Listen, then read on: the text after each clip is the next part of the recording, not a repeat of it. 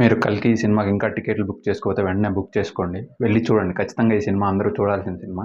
Encourage చేయండి ఇలాంటి సినిమాల్ని. ఇది మన తెలుగు సినిమా ఇండస్ట్రీ నుంచి ఒక మంచి బోల్డ్ అటెంప్ట్ అని చెప్పుకోవచ్చు. ఇంతవరకు మన తెలుగు సినిమాలు ఇలాంటి సినిమాలు ఎప్పుడూ రాలేదు. ఇదే ఫస్ట్ టైం నాకు తెలిసి.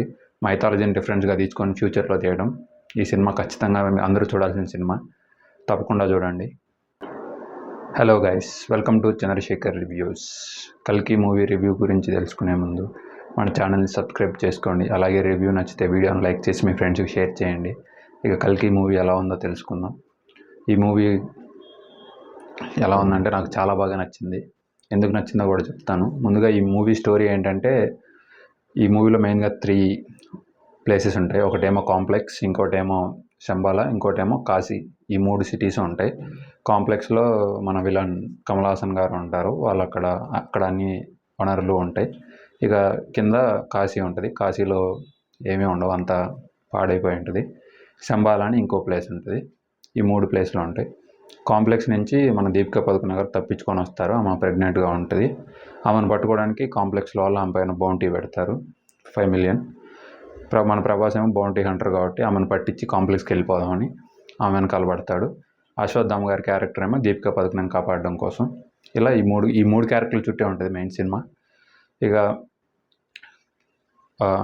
భైరవ దీపికా పదుకునేని పట్టుకొని కాంప్లెక్స్ వాళ్ళకి అప్పగించి కాంప్లెక్స్కి వెళ్ళాడా లేదా, లేకపోతే అశ్వత్థామ భైరవాన్ నుంచి సుమతిని కాపాడా లేదా అనేది మీరు సినిమా చూసి తెలుసుకోవాలి.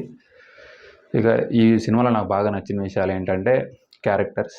ప్రభాస్ గారి క్యారెక్టరైజేషను చాలా ఫన్నీగా, సెల్ఫిష్గా, కొత్త క్యారెక్టరు చాలా బాగా పుల్ ఆఫ్ చేశారు ఆయన. ఇక అశ్వత్థామ గారు ఆయన రోల్లో చాలా బాగా చేశారు. ఆయన గురించి చెప్పేంతలోని కాదు నేను, కానీ చాలా బాగా సెట్ అయింది ఆ క్యారెక్టర్ ఆయనకి, అశ్వత్థామ క్యారెక్టరు. ఇంకా దీపికా పదుకునే గారు కూడా, దీపికా పదుకునే గారిది ఆ వాయిస్ అది ట్రైలర్లో చూసి చాలామంది బాగాలేదన్నారు. కానీ నాకు అప్పుడేమనిపించలేదు, ఇప్పుడు కూడా ఏమనిపించలేదు. కానీ ఇప్పుడు మాత్రం అందరూ సినిమాలో ఆమె క్యారెక్టర్ వాయిస్ అది చాలా బాగుంది, సరే సెట్ అయిందన్నారు. కానీ నాకు ముందు నుంచి బాగానే ఉంది అనిపించింది. మార్చారో ఏమో నాకైతే ఏం అర్థం కాలేదు. సేమ్ అలానే ఉంది. మరి ఇప్పుడు ఎందుకు ఇలా అనిపిస్తుందో నాకు తెలియదు వాళ్ళకి. ఇక ఇంకొన్ని క్యారెక్టర్స్ స్పెషల్ క్యామియోస్ ఉన్నాయి మూవీలో. చాలా క్యామియోసే ఉన్నాయి, 4, 5 వచ్చి వెళ్తూ ఉంటారు. ఒక 1 మినిట్ అలా ఉంటారు, 30 సెకండ్స్ 1 మినిట్ అలా ఉంటారు. అవి సర్ప్రైజింగ్గా ఉంటాయి, బాగుంటాయి ఆ క్యామియోస్ కూడా. మేబీ సెకండ్ పార్ట్, థర్డ్ పార్ట్లో కూడా వాటిని తీసుకొస్తారో లేదో నాకు తెలియదు, కానీ దీంట్లో ఉన్నంతవరకు అయితే బాగున్నాయి. ఇక ఇంటర్వెల్ సీన్ చాలా బాగా అనిపించింది. అక్కడ ఏం ఫైట్ ఉండదు, కానీ చాలా హై ఇస్తాం సీను. హీరోని ఒక అవతార పురుషుల్లాగా ఎలివేషన్ ఇచ్చేలాగా హీరో ఎలివేషన్ ఇచ్చుకుంటాడు, కానీ అది బాగుంటుంది. ఇంటర్వెల్ సీను, క్లైమాక్స్ ఫైట్ అయితే చాలా బాగుంటుంది అసలు. అశ్వత్థామకి ప్రభాస్కి ఫైట్ ఉంటుంది. తర్వాత నేను ఇక్కడ ఏం చెప్పలేను, ఇంకా ఏం చెప్పినా స్పాయిలర్స్ అయిపోతాయి. మీరు థియేటర్కి వెళ్ళి చూడండి. ఈ మూవీ క్లైమాక్స్ అయితే పిచ్చిగా ఉంటుంది. నాకు చాలా బాగా నచ్చింది. సినిమాలో నుంచి బయటకు వచ్చిన 5-10 నిమిషాల వరకు అదే ఆలోచిస్తున్నాను నేను. ఆ ట్రాన్స్లో ఉండిపోయా అసలు. అంత బాగుంటుంది క్లైమాక్స్. ఇంకా ఫ్యాన్స్ అయితే పూనకాలు వచ్చేస్తాయి, అంత బాగుంటుంది.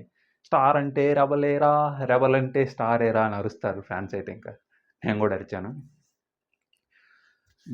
ఇక ప్రతిదానికి పాజిటివ్స్, నెగిటివ్స్ ఉన్నట్టే ఈ మూవీకి కూడా కొన్ని నెగిటివ్స్ ఉన్నాయి అక్కడక్కడ. అవి నాకు అంతగా అనిపించలేదు చెప్పాలని కూడా అనుకోవట్లేదు నేను. నాకు అంతగా నెగిటివ్స్ ఏమి అనిపించలేదు, కానీ కొన్ని విలన్ ఎలా అంత పవర్ఫుల్ అయ్యాడు అవి నాకు అంతగా చూపించలేదు సినిమాలో. ఇంకా ఆ సిటీస్ని కూడా అంతగా ఎక్స్ప్లోర్ ఏం చేయరు. వాళ్ళు చూపించాలనుకునే మాత్రమే చూపించారు. అంటే లైక్ ఒక క్యారెక్టర్ ఒక ప్లేస్కి వెళ్తే అక్కడే చూపిస్తారు, మిగతా ప్లేస్ గురించి మనకి ఏం తెలియదు అసలు. ఇప్పుడు ప్రభాస్ కాంప్లెక్స్లోకి వెళ్తాడు ఒకసారి పని చేయడం కోసం అని చెప్పి, అప్పుడే కొంచెం తిరుగుతాడు కాంప్లెక్స్లో, అదే చూపిస్తాడు. మిగతాదంతా మనకేం చూపించారు అసలు. ఆ కాంప్లెక్స్ ఎలా రన్ అవుతుంది అది ఏం చూపించారు. అలాగే కాశీలో కూడా ప్రభాస్ ఉన్న ఏరియా, లేకపోతే బౌంటీ కోసం తిరిగే ఏరియా, అది మాత్రమే చూపిస్తారు తప్ప మిగతా పూర్తి కాశీ మనకి అంత చూపించారు. ఇప్పుడు ఖాన్సార్ ఎలా చూపించారో అంత డీటెయిల్గా అయితే చూపించారు ఏ ప్లేస్ కూడా. శంబాలా కానీ, కాంప్లెక్స్ కానీ, కాశీ కానీ, ఏ సిటీని అంత పూర్తిగా చూపించరు. కానీ వరల్డ్ బిల్డింగ్ అయితే బాగానే చేశారు. మనకంత చూపించలేదు. మేబీ ఎక్కువ స్టోరీ లెంత్ ఎక్కువ అయిద్దని చూపించలేదేమో, కానీ తక్కువ చూపిస్తారు. మనకు సినిమాలో చూసే క్యారెక్టర్స్ ఎక్కడెక్కడ తిరుగుతారో అక్కడక్కడే చూపిస్తారు అంతే. ఇది 'కల్కి' మూవీ నాకు అనిపించింది. మీలో ఎవరైనా 'కల్కి' మూవీ చూసారా? చూస్తే మీకు ఎలా అనిపించిందో కింద కామెంట్స్లో రాయండి.